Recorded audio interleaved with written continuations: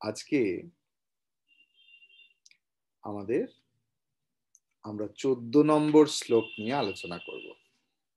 14 নম্বর শ্লোক নিয়ে আলোচনা করার আগে বলে দিই, এই শ্লোক সবার জন্য নয়।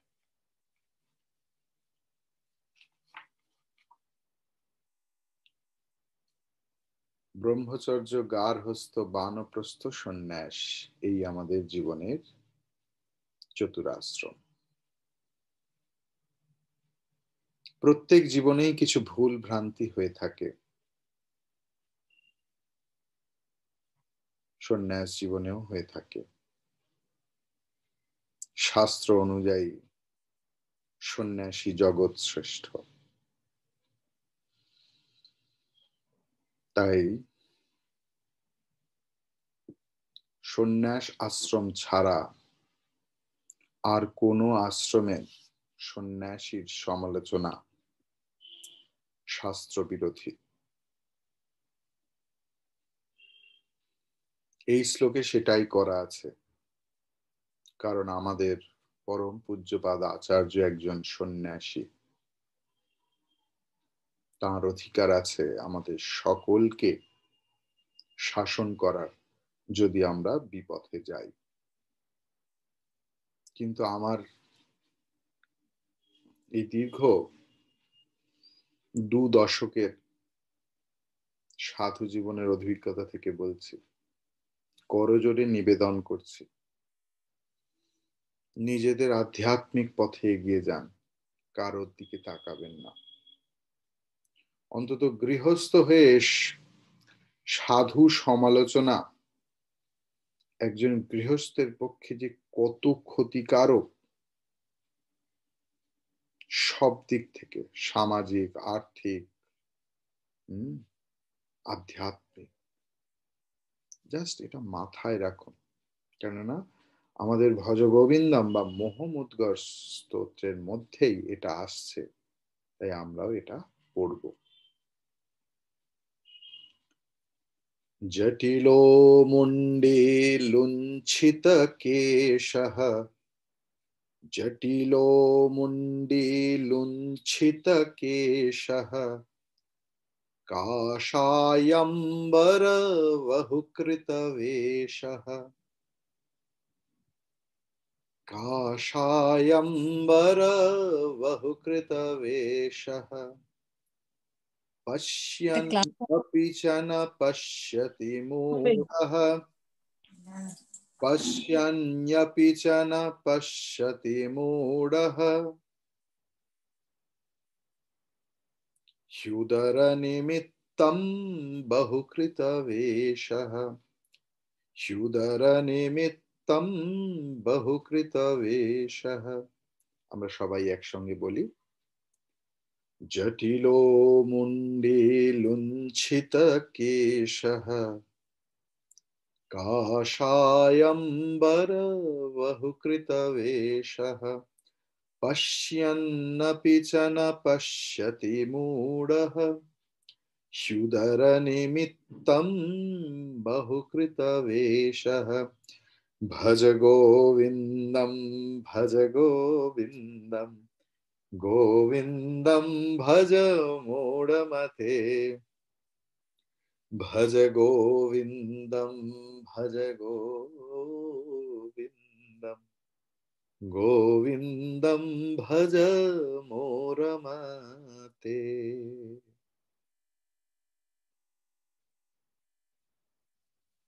আমরা দেখি শব্দ, প্রত্যেকটা শব্দের মানে কি বাংলায়। জটিলঃ, জটিলঃ মানে জটাযুক্ত, ইংরেজিতে বললে ম্যাটেড লক। মুন্ডি বা মুন্ডিত কেশ, মস্তক মুন্ডিত। লুঞ্ছিত কেশঃ, কেউ কেউ আছেন যারা অধিক কৃচ্ছ সাধন করার জন্য নিজেদের চুল ইমনি ইমনি ইমনি ইমনি করে ছেড়েন। আর ছেঁড়ার সময় কি বলে জানেন? হা সুখম, হা সুখম, মানে কত সুখ হচ্ছে, কত সুখ হচ্ছে।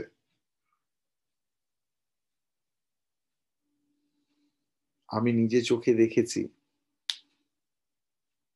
আমি রাজকোট থেকে গিরনার বলে একটা পর্বত আছে, সেই গিরনার পর্বতটা পুরো ঋষির মুখের মতো দেখতে। সেখানেই একটি জৈন মন্দির আছে, অদ্ভুত সুন্দর, পালিটানার মতোই, অত বড় না হলেও। সেখানেও কোনো এক দাদা, মানে তার মূর্তি আছে। সেখানে আমি 4 জন জৈন সাধুর সঙ্গে সাক্ষাৎ করেছিলাম। তারা তখন মৌন ছিলেন এবং খুব কষ্টকর, এবং লিটারেলি হা সুখম, হা সুখম। যাই হোক, আমি সেই প্রসঙ্গেই আসবো না। কাষায় অম্বর বহুকৃত বেশঃ। কাষায় অম্বর মানে গৈরিক বস্ত্র, গেরুয়া কাপড়, অথবা যার দেহ গেরুয়া বস্ত্রে সুশোভিত। পশ্যন আপি না পশ্যতি, যে সবকিছু দেখেও দেখে না। সে কিরকম? হি মূঢ়, বাস্তবিক সে নির্বোধ। উদর বা উদর নিমিত্তম, ক্ষুন্নিবৃত্তির জন্য বহুকৃত বেশঃ, নানা বেশভূষার ছদ্মবেশ ধারণ করেছে। যে সাধুর মাথায় জটা ভার, অথবা যার মাথায় একটাও কেশ নেই, মুন্ডিত মস্তক, যার প্রত্যেকটা রোমকূপ এক এক করে উৎপাটিত করা হয়েছে,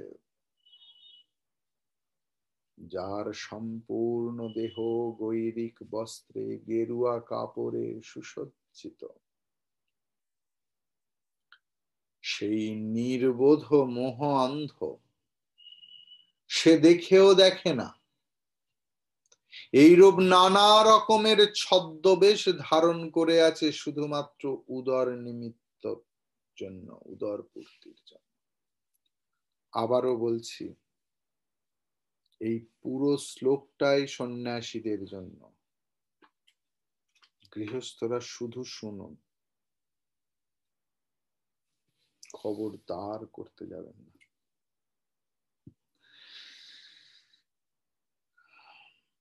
এই রচনাটি মনে করা হয় বা প্রচলিত আছে স্বামী পদ্মপাদাচার্যজি।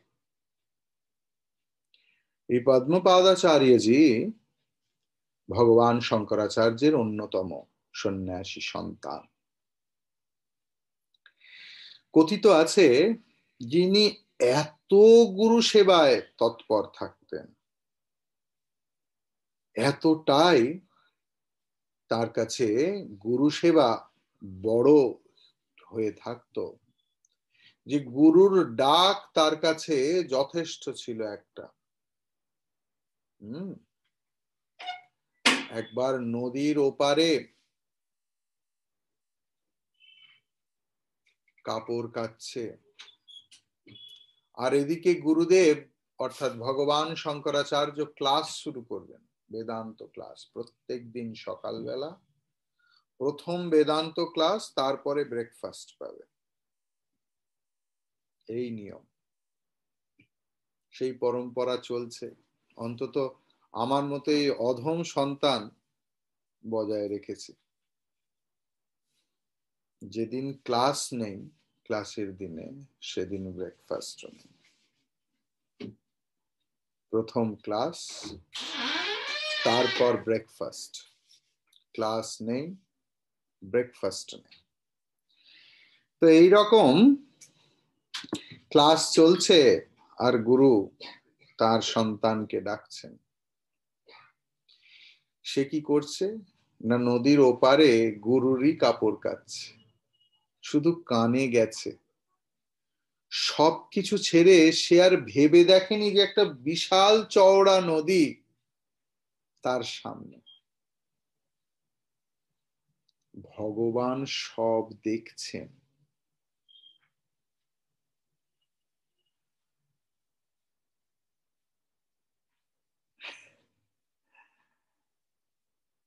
ভগবান সব দেখছেন বলতে একটা জিনিস মনে পড়ে গেল। দেখুন, দেখার ওপর সবকিছু। কেউ কেউ শঙ্কিত, হায় রে ভগবান সব দেখছেন। আর কেউ কেউ আনন্দিত, আহা আমার ভগবান সব দেখছেন। তাই তো। তো শিষ্য খেয়াল করেনি যে গুরু ডাকছে। সেই কাপড় ফেলেই খরস্রোতা নদীর ওপর দিয়ে দৌড়তে শুরু করেছেন। তার পা যেখানে যেখানে পড়েছে সেখানে সেখানে একটা করে পদ্ম ফুল ফুটে উঠেছে। সাধনার এমন ফল, তার নাম হয় পদ্মপাদাচার্য।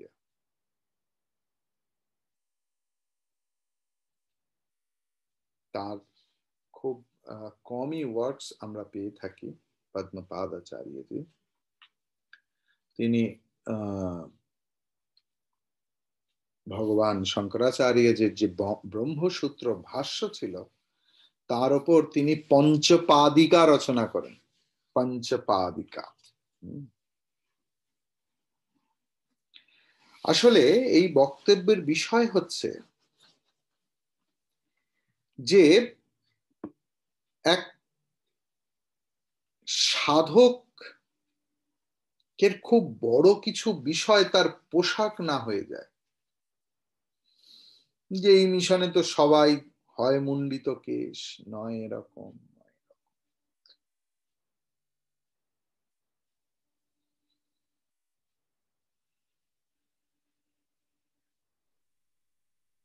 কে কি পোশাক পরলো, কার কত বড় দাড়ি হলো, আর কে পুরো মুন্ডিত কেশ, তা একটা সাধুকে মাপার মাপকাঠি হতে পারে না। এটাই ভগবান দেখিয়ে দিচ্ছেন। আজকে আমরা খবরের কাগজ বা টিভিতে কয়েক বছর ধরে শুনতে পাচ্ছি, যার জন্য আমাদেরকে বহু জায়গায় বহু কথা শুনতে হয়েছে মানুষের থেকে। আরে ইয়ে তো ইয়ে জেসা হ্যায়, ও তো ওর মতো। আমি কারোর নাম করব না। এই গত কয়েক বছরে যত সাধু নামাঙ্কিত লোকের নামে কলঙ্ক রটেছে এবং যাদের জন্য অপদার্থতার জন্য সমগ্র সাধু সমাজকে সেই দায় তাদের কাঁধে নিতে হয়, সত্যি কি তারা সাধু বা সন্ন্যাসী ছিল? শুধু বড় দাড়ি হলেই কি সন্ন্যাসী হয়? নাকি গেরুয়া পরে এত বড় দাড়ি রেখে চারটি ব্যায়াম করলেই সন্ন্যাসী হয়ে যায়? সন্ন্যাস একটা ব্রতর নাম, সাধু একটা জীবনের নাম, ত্যাগের নাম। এই পোশাক বাজার থেকে 2 পয়সা দিয়ে কেনা নয়, সাধনা দ্বারা অর্জন করা।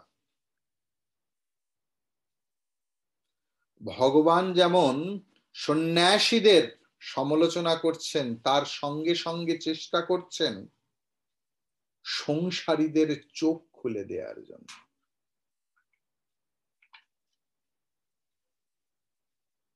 সাধু চিনবে ত্যাগে, সাধু চিনবে বৈরাগ্যে, সাধু চিনবে জ্ঞানে, সাধু চিনবে অকাতর প্রেমে এবং করুণায়। সাধু প্রেম স্বরূপ, সাধু জ্ঞান স্বরূপ, সাধু করুণাময়, সাধু বিবেক বৈরাগ্যের প্রতিমা স্বরূপ। সাধন জীবনে সন্ন্যাস একটা পথ, সাধনা। যেরকম গার্হস্থ জীবন একটা সাধনা, গার্হস্থ জীবন মানে ইন্দ্রিয় ভোগ নয়। গার্হস্থ জীবন মানে ওই 10 দিন ধরে লোক খাবে, কাল মেহেন্দি পরবে, পরশুদিন উমনি করবে, 50টা লোক ডেকে নাটক হবে। গার্হস্থ জীবন ব্রতের জীবন। সারা জীবন আমরা দুজনে মিলে বৈদিক ধর্ম পালন করব।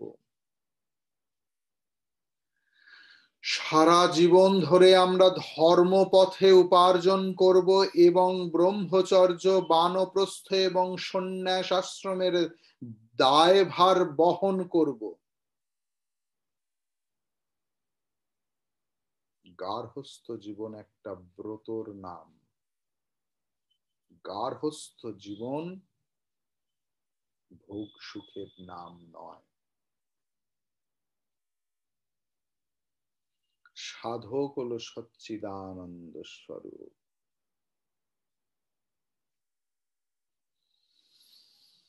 আমরা আমাদের জীবনের মুশকিল হচ্ছে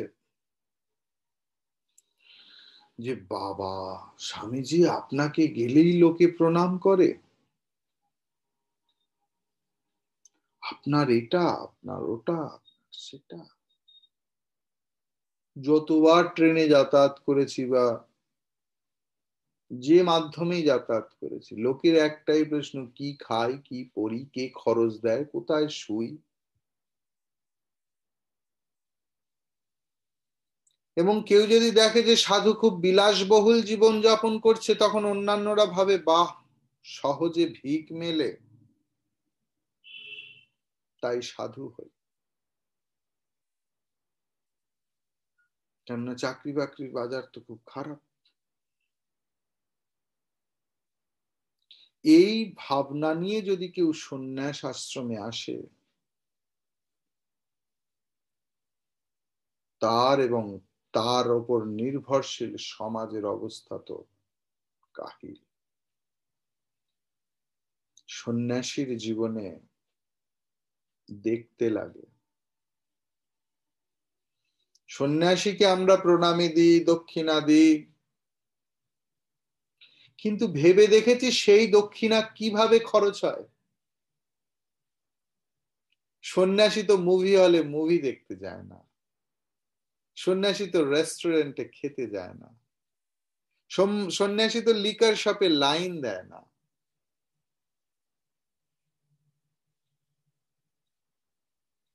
একটা সাধারণ থেকে সাধারণ মানুষেরও যে মোড অফ এন্টারটেনমেন্ট আছে, what is the mode of entertainment of a সন্ন্যাসী? আর যদি কোনো মানুষের আদর্শ না থাকে এবং সে সন্ন্যাস জীবনে আসে শুধুমাত্র এই বাহ্যিক চাকচিক্য দেখে, বাকিটা তো পুরোটাই ফাঁকা। তখন সে তার ওই পুরনো বৃত্তি বাসনাগুলোকে জাগানোর চেষ্টা করবে। ফলে সে সাধু সমাজের কাছে বোঝা, বাহ্যিক সমাজের কাছে বোঝা, নিজের কাছে বোঝা হয়ে দাঁড়ায়।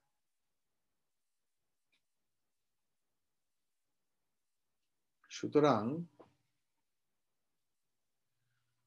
আমরা সাধনার প্রেমে পড়ি, সাধ্যকে ভুলে যাই। আমরা সাধনার প্রেমে পড়ি, সাধনা কোনো মেয়ে নয়, সাধনা পথের কথা বলছি। আমরা বলতে বাধ্য হই বা ব্যগ্র হয়ে পড়ি কে কতদিন উপবাস করেছে, কে কিভাবে তার বাল গোপাল, লাড্ডু গোপাল, অমুক গোপালকে খাইয়েছে পড়িয়েছে, কে কোন কোন ব্রত করে, কত বছর ধরে করছে। কিন্তু এই সবগুলো কেন করছি? আমরা পথকে ভালোবেসে ফেলি, লক্ষ্য থেকে সরে যাই। বিষয়টা কিরকম না, একটা ছেলে তার জীবনের শেষ প্রান্তে এসে একটা ইন্টারভিউ কল পেয়েছে দিল্লিতে। এটাই তার জীবনের শেষ সুযোগ, বয়স হয়ে যাচ্ছে। সে ইন্টারভিউ দিতে যাচ্ছে, কলকাতা এয়ারপোর্টে বসে আছে। হঠাৎ করে অ্যানাউন্সমেন্ট হলো, ফ্রি টিকিট পাওয়া যাচ্ছে কলকাতা থেকে চেন্নাই।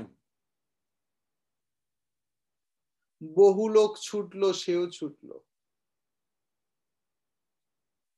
ফ্রি টিকিট, চলো। সেখানে গিয়ে জানে না কি করবে, আবার হয়তো সেখানে কোনো ফ্রি টিকিট আছে, কিন্তু দিনের শেষে কোথাও যাওয়ার নেই। তো তো কথা হচ্ছে, আমরা আমাদের লক্ষ্যকে ভুলে গিয়ে পথকে ভালোবেসে ফেলি। সাধন জীবনের পতন হয়। সে যেই হোক,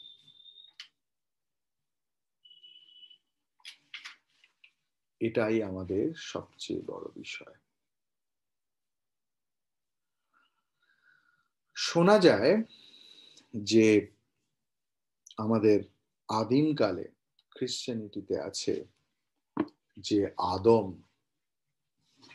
যে সৃষ্টি জগতে একমাত্র পিতা, আদমের দ্বিতীয় পুত্র ছিল কেন। কি কারণে সে একটা নরহত্যা শুরু করে? খ্রিস্টানদের পৌরাণিক কাহিনী। হ্যাঁ, কেন সেই প্রাণনাশের সে সৃষ্টি করেছিল?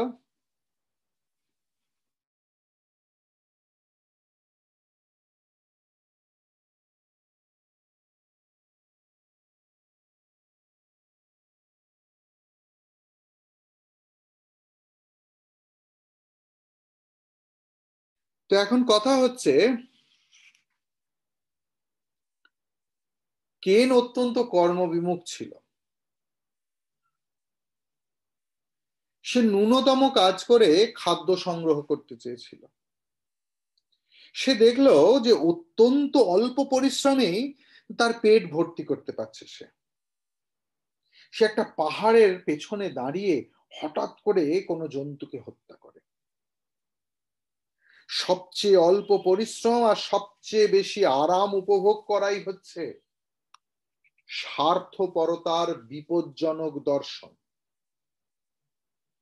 স্বার্থপরতার বিপজ্জনক দর্শন কি না, অল্প পরিশ্রমে সর্বাধিক আরাম।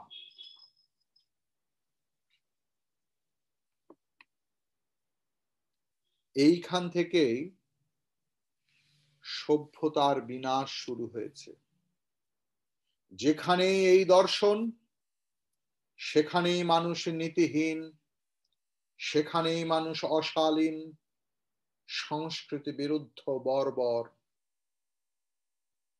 সেই আদিমকালের আদি পিতা পুত্র পৌত্রদের বংশধর হিসেবে মানুষের অলস প্রবৃত্তির এই জন্মগত সংস্কার থেকেই গেছে।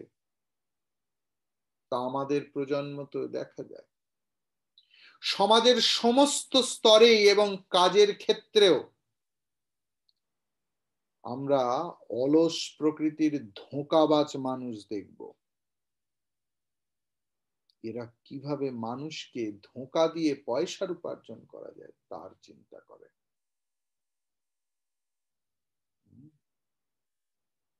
শঙ্করাচার্যের যুগেও তার ব্যতিক্রম ছিল না। এমনকি মহাত্মা সন্ন্যাসীরাও সম্পূর্ণভাবে এই নিয়মের ঊর্ধ্বে ছিলেন না। শঙ্করের সময়ও এখনকার মতো এত বেশি সংখ্যায় না হলেও নিশ্চয়ই কিছু সংখ্যায় ছিল, যা ভগবান শঙ্করাচার্য ভারত ভ্রমণের সময় দেখেছিলেন। ব্যক্তিত্বের এইসব নীতিভ্রষ্টতা কে দোষারোপ করার চেয়ে আচার্য হিসেবে, মানুষ হিসেবে করুণা দেখানোই সবচেয়ে বড় বিষয়। কিন্তু এগুলো যখন সমাজের অন্যান্য গুরুত্বপূর্ণ স্তরে, যেমন রাজনীতি, শাসন, দেশ শাসন বা পুরোহিত মহলে দেখা যায়, তখন তা সমাজের পক্ষে অত্যন্ত বিপজ্জনক হয়ে যায়। কারণ তুলনামূলকভাবে সাধুর পোশাক পরে তাদের ব্যক্তিগত জীবনে অথবা সমাজের অপেক্ষাকৃত সীমিত ক্ষেত্রেই প্রভাব বিস্তার করে। তাদের বিষয়ে আমাদের উদার ভাব সহ্য করা ছাড়া আর কিছুই করা থাকে না। দেখবেন পুরোহিতরা কিভাবে আমাদেরকে অত্যাচার করে, সমাজ নষ্ট করে দেয়, সংস্কৃতি নষ্ট করে দেয়। বাড়িতে বাড়িতে এক একটা পণ্ডিত এক এক রকম নিয়ম দিয়ে গেছে। পুরোহিত মানে পুরে স্থিত্বা হিতাম করোতি ইতি পুরোহিত, যে আমাদের সামনে থেকে আমাদের মঙ্গলের চেষ্টা করবেন। কিসের দ্বারা? যথার্থ জ্ঞান প্রদর্শনের দ্বারা।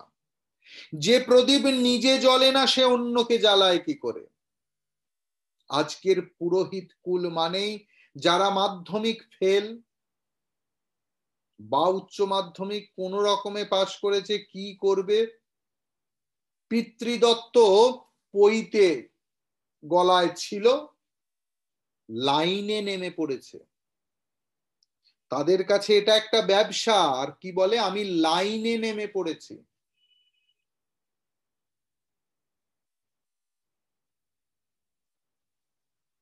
এই জন্যই আমাদের জগতে, সমাজে বিপর্যয়ের বন্যা হয়ে থাকে।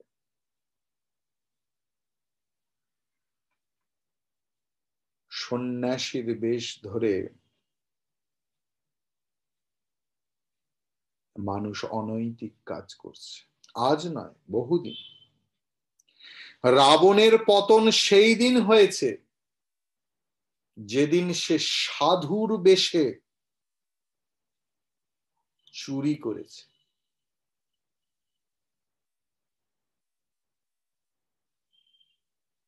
তারা তাদের লক্ষ্য সম্বন্ধে সচেতন নয়। যে লক্ষ্য অর্জনের জন্য তারা এই সব পোশাক ধারণ করেছে, তারা জানে না এই পোশাকের মর্যাদা কি। হতে পারে তাদের প্রত্যেকেই এই পবিত্র পোশাক প্রকৃত উদ্দেশ্যে এবং সৎ অভিপ্রায়ে গ্রহণ করেছে, কিন্তু হায়, কাল ক্রমে কিছু পথ অতিক্রম করার পর তারা দেখেছে এ আমাদের পথ নয়, কিন্তু ছাড়তে পারেনি। লোকে কি বলবে? এই ঘটনা যদি ভগবান শঙ্করাচার্যের যুগে সত্য হয়, তবে আজকের দিনে যখন আরো অনেক উদর শূন্য থাকছে, যখন জীবনের যুক্তি শাস্ত্র এ কথাই বলে যে আরো বহু সংখ্যক মানুষ বহু রকমের ছদ্মবেশ ধারণ করবে তাদের জঠর জ্বালা মেটানোর জন্য, আত্মসংরক্ষণের সহজাত প্রবৃত্তির বশে এবং ক্ষমতা ও ধন সম্পদের লালসায় চালিত হয়ে এরূপ ছদ্মবেশী অসংখ্য মানুষ জীবনের প্রতিটি ক্ষেত্রে এই যুগে বিচরণ করছে। অসাধু প্রচারক, অসাধু নেতৃবৃন্দ, অসাধু প্রশাসক, অসাধু কলাবিদ, অনেক অবিশ্বস্ত মানুষ যারা বাহ্য পোশাকে এবং আচ্ছাদনের মাধ্যমে সেই পথকে কলুষিত করে, মানুষের মন থেকে বিশ্বাস কেড়ে নেয়। মানুষ বিশ্বাস করতে ভুলে যায় একে অপরকে।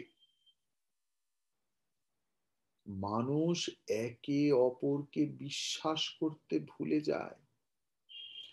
আমার আর বয়স কত, যত বয়সী হোক, ছোট বয়সে আমরা দেখেছি কারোর বাড়ির সামনে গেলে সে দাঁড়াতে দিত, নাম ধাম জিজ্ঞেস করতো, জল দিত, চকলেট দিত। আজ বৃষ্টি পড়লেও মানুষ বলে না না ভাই এসো, ওই বাড়িতে যাও, আমার দিকে না।